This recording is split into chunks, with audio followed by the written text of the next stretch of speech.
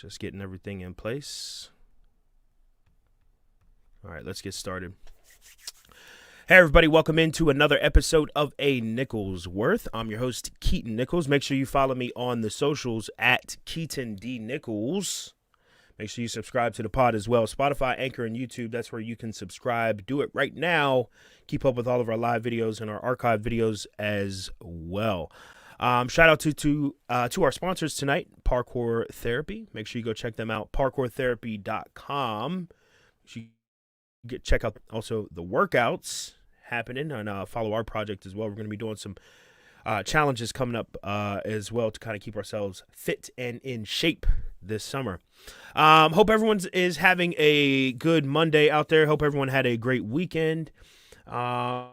Definitely tough news day. It was like a kind of a heavy news day today in policing. Days like this typically are. And I do want to get right into it, but it's one of those days. I mean, if people kind of checked out of the news cycle today, I don't blame you. Like, I don't think that that's necessarily a bad thing.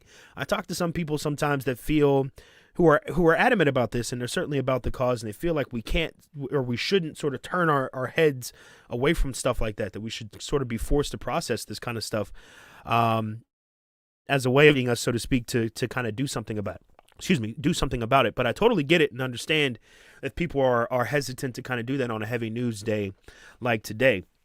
I have certainly done that before. Can't numb to this just because it happens a lot. We can't get numb to it. Anyway, straight into it. Yesterday in Brooklyn Center, so this is a town just outside of Minneapolis, Minnesota, which obviously has a lot of ties into this subject and in this topic moving forward. And obviously, people, please feel free, if you were watching live, to leave your comments on the shooting today, or I'm sorry, the information that we're getting today about this police shooting and other incidents around the country today. Leave your comments, and I'd love to converse with you. Anyway, yesterday, in Brooklyn Center, 20-year-old Dante Wright was shot and killed by a police officer after an altercation broke out during a traffic stop. Body camera footage was released today, kind of showed the whole incident. The officer grabs her gun. It's very clearly her gun. She then very clearly yells taser 3 times and then fires her gun. Remember, because she grabbed her gun, and she fired a single shot into Dante, and Dante did not survive the incident. In so many words, I guess that's one way to put it. The incident itself is kind of difficult to watch, as all of these videos usually are. This particular case, the reaction seemed a little bit different upon approach. We had Police Chief Tim Gannon, who said later at a press conference that he believed that the officer involved in the incident, who was a senior officer according to him, didn't mean to fire her gun. She actually meant to fire her taser, for whatever that's worth. I don't know if that's like better, or I don't know. Anyway, that's what he says. He says he believed the story. She does yell taser 3 times and then says, "Oh, shoot," edited version. "I shot him." It's like, yeah, you did. This obviously sparked protests. People were outraged at this kind of thing. And the proximity, the irony of the proximity of this situation happening so close to the trial of Derek Chauvin is not lost on me in this situation. And we'll talk about it a little bit later on reforms. But, this was bad. This was bad. This was a trained officer, right? In which this happened. Now, unfortunately, this is still not the first time that we've seen this happen. That's kind of the sad thing, that when we come back to this, this is not the first time that we've seen something like this, or an excuse like this. A few years ago in New York, I believe the man's name was Akil Brock, but he was shot by an officer in a Brooklyn apartment building stairway. The officer claims that it was dark and that he kind of pulled the trigger but didn't really mean to pull the trigger, and boom, now this man is dead. Oscar Grant, the movie that, of course, this is the name of that movie with Michael B. Jordan in it, Fruitvale Station. That movie was, about Oscar Grant, who was shot on an Oakland transportation platform, basically.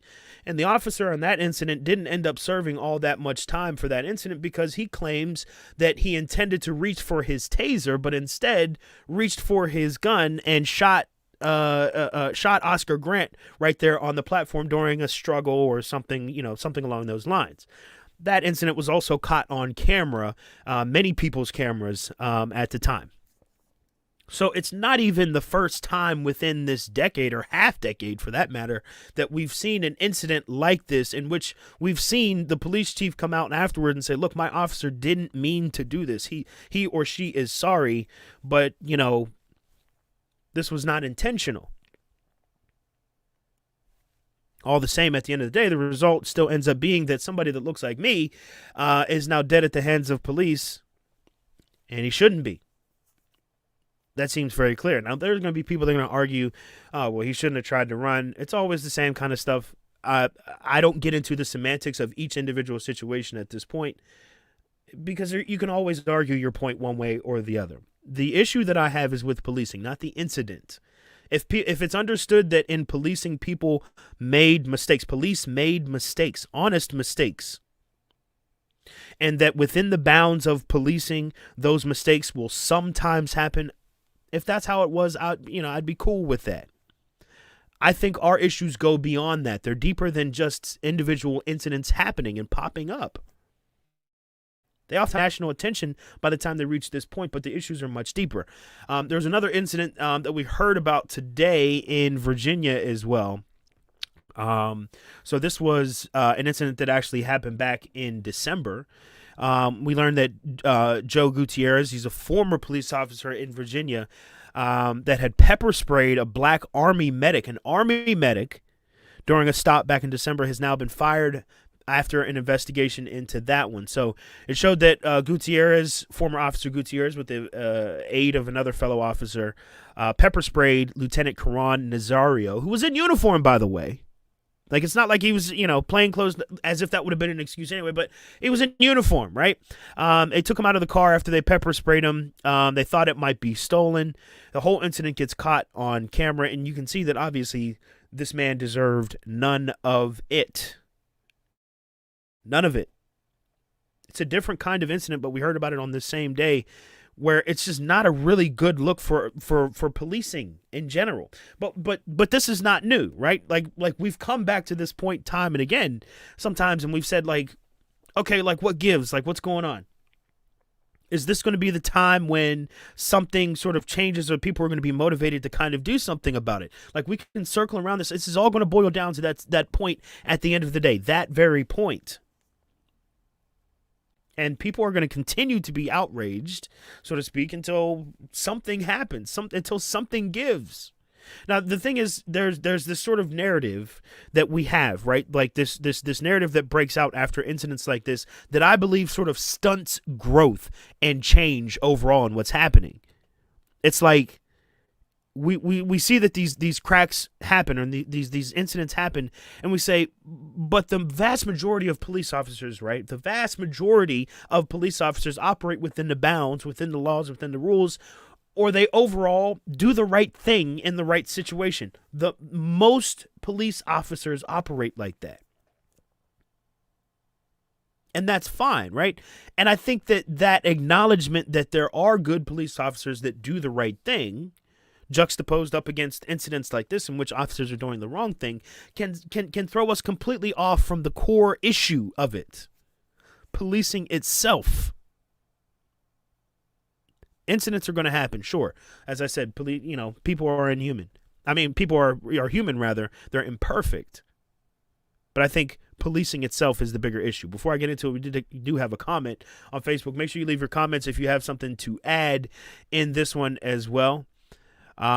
Just leave it in the comment section. I'll try and get to it, whether or not it's on Facebook or YouTube or Twitter, any of that other good stuff. Native Man says, don't let the protest get hijacked by outsiders using it as a Trojan horse. Next thing you know, buildings start burning and worse. Yeah, and tonight I really did not plan on talking too much about the protests themselves. I don't really think that there's a whole lot of news there, to be honest with you. I think it's big that people are protesting. Don't get me wrong there, but what happens out of these protests, or if buildings get damaged or whatever else like that, it's just not germane, if you will. That's a journalism word that I used. It's just not germane to the story. So I like what Native Man is saying here too. Don't let these protests get hijacked by outsiders, because sometimes that can become the story, and it adds this extra layer of mysticism about, were these people sent here, or these people that are homegrown out of the movement, or people coming from out of state, things like that. So good point there from Native Man. Make sure you leave your comments if you want to add into the conversation. So going back, I think we have a problem in policing, and that's a very core issue. That's a very core issue. What I mean by that is that policing sort of rides a lot of the same, rails, if you will, of racism that are embedded in America's fiber. And I talk about a lot of these in the show, like America's DNA, like what does it mean to be American? There's a lot of things that we say that it means to be American, but then there's another reality for a lot of people that live in this country. It's a growing minority, if you will, if that makes any sense. But it's a lot of people in this country who are not affected by the same rules in the same America, right? So what is really America's DNA like? What does it mean to be American? And I think once you start thinking about some of those concepts, you realize that being American comes with it, a lot of core and central issues, a lot of root issues that have branched and grown and branched off into things like troublesome policing, financing and banking, getting loans, housing, things like that, getting a car, getting into school. I mean, these are sort of extensions of a core issue that happens, or that America has, rather. That's a part of the fiber and a part of the DNA. No matter what ends up happening at the end of the branch, so to speak, at the core of it, at the root, I think are some serious racial issues. Those are the things that when we talk about what can we do or what do we need to discuss to eliminate these issues, that's it, right? That's the thing. But anyway, policing sort of is subject to the same sort of ails that many of the other branches and extensions from that root are suffering from. This negative aspect of public service, a public service that's, technically for everybody, has an overwhelmingly high occurrence in black and brown communities or black and brown populations. I mean, how many things do we talk about just right here on this program where I say that exact same phrase? Hey, this is a problem in general. Meaning, look, this is a problem for everybody. The type of policing that we saw in that video today, used against, if you will, Dante Wright, that's not good for anybody. It's not good for black people, white people, and no people. And yeah, things like that do technically happen to everyone. But guess what? For America's, 13 or so % black population, it happens way more than it should in comparison. Numbers are all there. But anyway, a lot of things like this are split along those racial lines because they come from the same racial root. The same racial root. So it's not, the branches, if you will, that need trimmed and cut. It's the tree that needs uprooted. And that's scary for a lot of people. What happens if we uproot the whole thing? What if the whole thing is bad? Or another way of saying that is what if we have to dismantle the whole thing? What if we have to take it all apart to get inside and address the real things and the real issues that are going wrong here? That issue and that idea of a reset is scary for a lot of people. I guess you could say the abolish the police movement. This had a moment in time, and I've talked about it, a few times on the podcast because I think it's important, even though politically this thing kind of fizzled out and it never really happened. After George Floyd was killed last year by Minneapolis police, 10 miles away from what happened today, by the way, or I'm sorry, yesterday, 10 miles. After George Floyd was killed in Minneapolis, the Minneapolis City Council not only briefly considered abolishing the police, but they had actually taken the first few legislative steps in actually achieving that.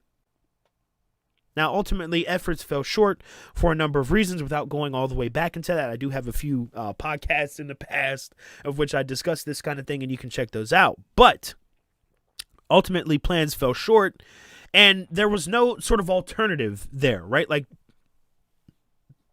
I don't want to say they liked it, but they moved towards this idea of abolishing the police, but they didn't quite have an answer for, if we abolish this institution, what exactly do we quote unquote replace it with? It was a big question. Like, people were down with it, but how do you do it? That would be quite difficult.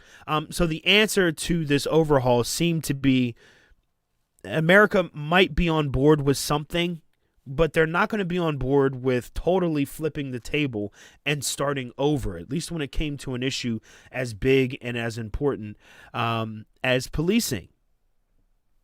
So we actually got news this past weekend, actually, to keep up on this. Just this weekend, rather.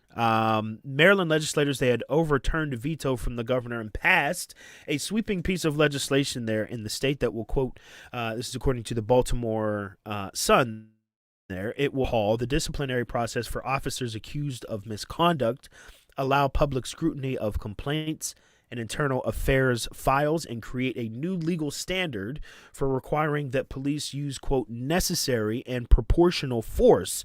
Officers who use excessive force will face additional criminal penalties, including up to 10 years in prison. Also, police will be limited on when they can obtain so-called no-knock warrants or raid homes at night. That's a summation of exactly what exactly is going to be included in this bill. Now, these all are things that I think personally we do need to be moving towards, right? Officers who use excessive force, right, seems to be something that is always flushed sort of down the toilet after the fact in situations like this. They could face charges for that now. They could be in prison for up to 10 years just for that, right? In the state of Maryland, of course. In terms of misconduct, changing how misconduct is handled within the department. These people need to be red flagged, if you will. These officers need to be red flagged whenever they're guilty of misconduct within the department, period. If another police department decides to employ them after that, that's on them. Look, picked up somebody with a known record. Everybody knows it now, right? These are things that we do need to be moving more towards. The piece of legislation was opposed by Maryland's governor. Maryland's governor is a Republican, despite the fact, I mean, he's sometimes been at odds with Trump and, you know, the party in general over the last couple of years. It doesn't take away from the fact he's still a Republican. He's still going to be against a piece of legislation that, as he puts it, sort of takes too much away from police. It will treat officers unfairly, he says, as a result of this piece of legislation. Now, I don't understand how that treats officers unfairly, but it is what it is, right? It's still a reaction. Now, the Democrat led legislator in Maryland has overturned this. They said, look, we need it anyway, so, you know, sorry about your vetoes, but we're going to step on your toes and get it done anyway. In the state of Virginia, Governor Ralph Northam said of this incident on social media, the incident rather in Virginia where the black man was pepper sprayed.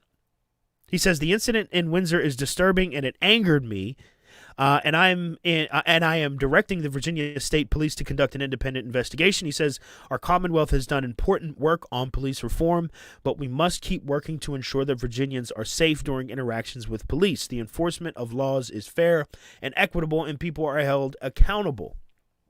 And he also, the police chief there in Virginia, said that that his department will undergo retraining after this incident, which I also think is good. So there are certain things that, you know, are nudging itself in the right direction. But what I think is frustrating sometimes is when you see an incident like this, you want something to be done swiftly. You want something to be done like yesterday, something that would maybe have saved this kid's life. It's hard to call him a full-grown man. He's 20 years old. He has a child himself. that's the sort of reaction that I have. But I can't forget, and I think that other people, we can't forget that we don't live in a country that has made change this swift thing that rides the lines of moral support, of morality in general. Forget that. That's not what kind of country we live in. As much as we'd love to believe that that's who we are at times, that is not who we are. And this issue of policing is getting better. Marginally better. The reactions are getting a little bit tighter. It doesn't seem like police departments are necessarily as willing to engage with this sort of environment where they're at all costs, in some situations, defending and taking the sides of police officers. It's not happening anymore, and I guess you can consider that a step in the right direction. Major League Baseball, National Hockey League, National Basketball Association, all their Minnesota franchises today stopping their games. They say it's just not right. It's not the right time to play in Minneapolis following something like that happening, and I agree. These are all steps in the right direction, but the sad truth and the sad reality of it is this is going to continue to happen for a little while. And it doesn't look like there are folks that are willing to put those stopgap measures in immediately to change this sort of thing. But what I see in Maryland and the reaction that I'm seeing in Virginia after these incidents does give me hope. I don't want to give too much into it.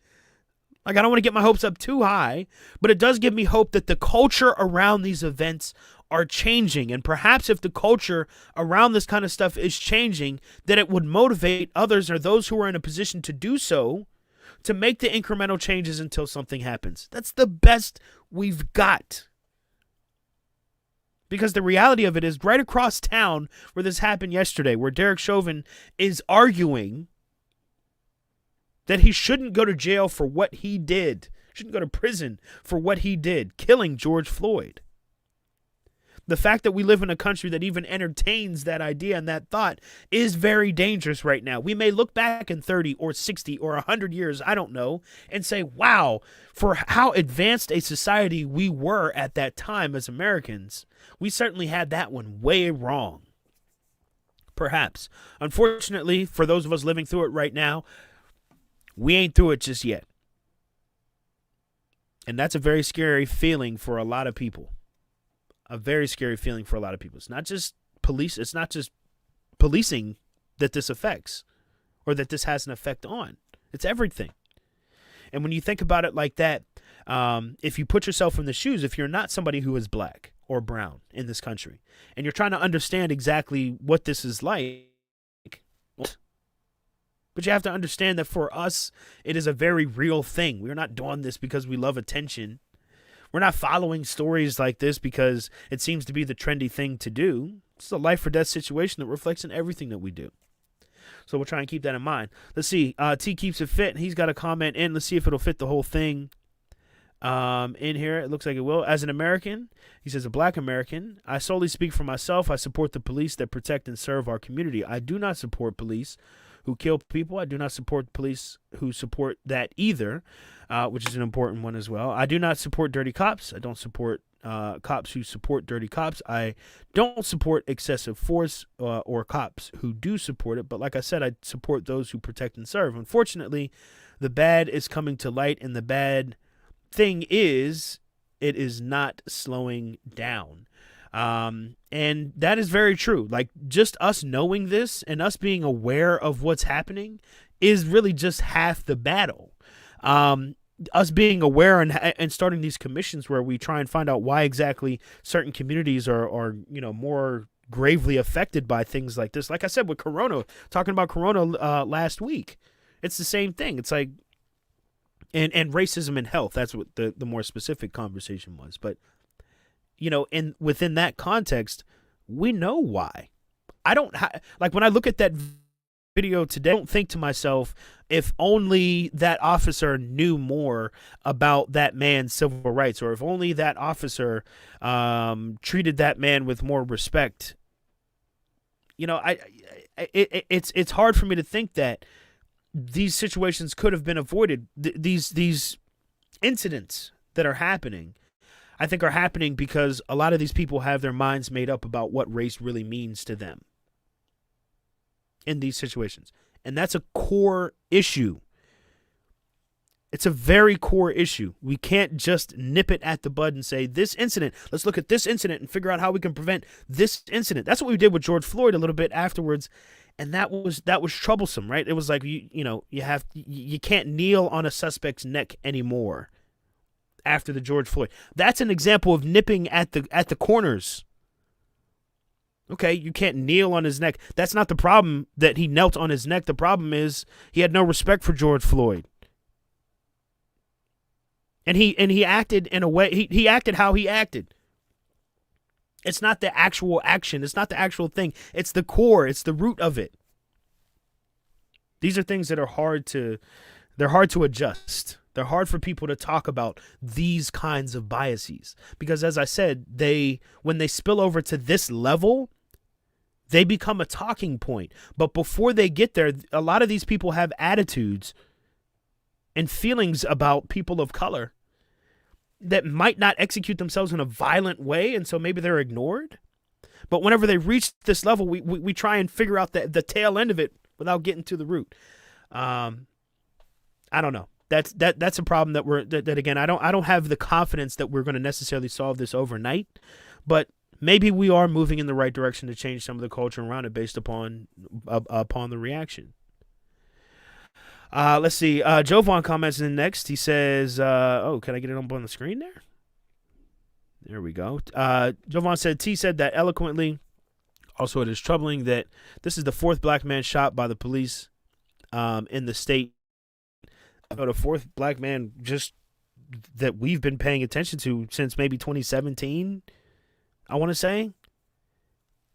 And by the way, I'm sure there's a lot more than that, by the way, in between that. This is a very troubling issue. One aspect of when something like this does reach national attention, it makes me think of all the smaller situations that aren't getting that attention. The smaller situations that happen in small towns and big towns, all the time, that aren't getting the attention. And it's just like core of the issue, not just the tip of the iceberg. It's the core of the issue. I think American policing does need to be reformed, and in major, major ways does it need to be reformed. Yes. I don't know how that's going to go down, but like I said, it's probably somewhere in between the realities that we talked about today. Minneapolis Police City Council months ago saying, look, we need to abolish the police. Everybody was like, whoa, that's a lot, But also what we saw today, out of Maryland and in the state of Maryland, where they say sweeping changes for the way the police are going to be handled in this state. The answer is somewhere between that, I think. I really do. Because otherwise we are going to keep seeing this kind of thing happen. And I just can't get over that. This is shocking to me every single time. Every single time. It doesn't matter what the incident is. It could be different incidents, different scenarios rather. But every single time this hits me pretty hard. Can't stand to see it. Really can't. Let's see. T comments back and he says different types of ants don't get along with each other. A red ant will kill a black ant, some species of ant. So if they can't figure it out, how can we? You know what? I have no idea. And America's supposed to be the big experiment where we're supposed to figure all that stuff out. We haven't figured it out yet. 250 or so years in. Haven't figured it out. 270 actually, or 80 almost now, years in, and we haven't figured it out. It kind of started out bad though, in all fairness. Chauvin comments back in. He says the training has to get better. There's no way you mistake your taser for a gun. All right, so I'm glad someone actually brought up the training, because if for a moment we can talk about this. I don't understand the reaching for the wrong weapon thing. As I mentioned, this happened before with Oscar Grant, allegedly, and I think this was 2011 when Oscar Grant was shot on a BART platform, and the officer in that incident said he intended to reach for his gun, reached for the wrong one, sorry, shot him. instead of tasing him. The same sort of thing happened. You can see in the video, she's yelling, taser, taser, taser. I'm not an expert. Maybe somebody can, provide me a little bit more detail on this, but I would think that at the very least, we know that the taser looks very different. It's very brightly colored in many instances. We know that this weapon was out in front of her. You know what I mean? Like, she wasn't like firing behind her or something like that. And so I would trust that a normal person would be able to see that it's a different gun. At the very least, even if the grips feel the same, you should be able to see that that's a different weapon. So I say all of that to say, I think if the average person could see, in a court case, I think she's cooked in this one, unfortunately for her. But I think the average person can see that this is very much so not a taser. I think a trained individual, somebody who went through a police academy training, should know. As was indicated by her police chief, this is no newbie, right? She's been on the force for a significant amount of time. If he called her a senior officer, okay? Not a newbie. So there's a lot around that I say to myself, obviously training needs an overhaul, and it's something that's never really focused on in incidents like this. Not that I want to give an excuse that, like, if she was better trained, that maybe she would have made a different decision. I don't know that. But it does seem, we do seem a little bit out of touch with how often officers should be trained and retrained on issues of how to handle X, Y, and Z. That's all I'm saying. I think we could do for more of that. I don't think anyone would be against that. Maybe except for the officers themselves. There's many union issues with that. Obviously, that goes into some. But in terms of an idea, spot on. More training. Training has to get better, and it has to happen more often. Glenn comments in. Let's see if we can get in here. There we go. Glenn comments in. He says, racism has existed in this nation since before it was a nation and is part of our national identity. In order for the police to commit to the atrocities that they do, they must first deny the humanity of people of color. And I think that that's a very eloquent way to say that as well. Like, they don't see, you don't see the humanity in somebody. If you can shoot someone in that situation, or you fear for your life in that situation, you don't see the humanity in them. I oftentimes see white people, I was going to say non-people of color, but I mean white people, who are fighting with police officers. I mean, take for a minute aside the situations where we have mass shooters who are white, who are taken in by authorities without incident somehow. I don't know how that happens, but let's set that aside for a second. I'm talking about actual altercations with police officers. I've seen it. I've seen white people with weapons. Trying to be used against police officers. They're taken in without harm. This is not. Sometimes, like I said, the training issue gets put to the side, but I also don't want to put too much on that, as if training would have definitely avoided this or other situations that we have around. The situation that I talked about in Georgia with the officer, or the lieutenant rather, being pepper sprayed by police officers, the black lieutenant. I mean, they didn't even use guns in that incident and still found a way to majorly violate that man's civil rights, period. So, as you said, Glenn, I think it speaks to a humanity issue much more than a training issue. But the training, I do still think that the training and retraining is still necessary. I think it's wild that we don't that's not more of a focus. I think in some of the things that we have, or some of the discussions that we have about this. Let's go to Condra. She checks in and says, your gun is always on your dominant side. Okay, so her taser is most likely on her left. Also, major weight and call it difference, I think. Hey, you know a lot more about this stuff than I do, and that's why I deferred. Listen, it wouldn't make sense to me that a police officer has two options, right? And I'm just talking a very basic way, not as an expert in anything, right? But you have two options as to how to subdue a subject. You've got one that will electrocute them at a low enough level that it won't kill them, but a high enough level that it'll stop whatever they're doing. And then you have something else that could literally kill them in one shot. Literally. Okay, so you don't put those things next to each other, right? I wouldn't put a jar of poison next to, a jar of poison pills next to my heart medication and similarly labeled bottles, right? I wouldn't do that. You keep the poison in the basement next, in some closet, and you keep your pills in your important pills in the cabinet upstairs in the bathroom or something, right? They're separate. I'm just talking about from a logical perspective. So the idea, even if this was a mistake, but the idea that she could have possibly done that speaks to something that is very, very troublesome about this, that a veteran police officer could make such a huge mistake, or that she just dude and was just lying about it. It was just like, I just don't want to take the heat. Yeah, I shot him. I was scared or something or whatever, right? But insane to but Contra, thank you for that addition. I appreciate that clarification. But I think this says it all. It has to be seen, as Glenn said, it has to be at a human level. If police officers don't see the people of which they're protecting or whatever, at a human level, they're not going to be able to do it right. And the fact of the matter is, the hard thing about this is, you can't legislate out the lens that a police officer has. If a police officer has a certain lens that, hey, everyone is human, they're probably going to do the right thing. And that the laws and the regulations and rules that keep that person within bounds are the same rules and regulations that somebody who has a different lens, somebody who sees certain people as less than human. It's the same set of rules, but the two of them are going to act totally different.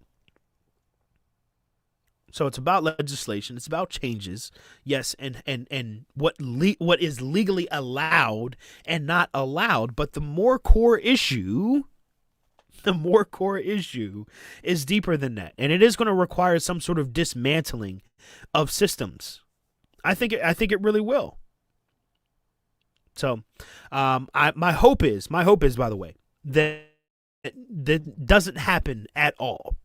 I don't know if there's a piece of advice that I can give to people to have this not happen anymore, or to have this lessen their likelihood. I don't know. I don't have anything on this. But I think that, again, when we talk about our politicians who we want to elect in the future elections, when we're looking for the qualities of a person running for office that we want to support, these are the issues that we can't forget, right? Not the lighthearted things that say, "Oh, I support Black Lives Matter," or "I support the police." Those are just fun sides to take in like pools of betting. It's kind of what it's like. I support this group or I support that group. But when it comes to these candidates, we have to know that they're going to be serious on issues like this, because the change that is needed is also very, very serious. So I appreciate everyone for tuning in. I think that's all the comments that we got. But if you want to leave some comments after this as well, I know there's a lot of people who have some thoughts and opinions on this kind of sometimes hard to process for a little bit. This is hard to process through today's information, but I appreciate those of us or those of you who joined live. Make sure you check out the subscription A Nichols Worth on Spotify, Anchor, Facebook, all that good stuff. YouTube as well.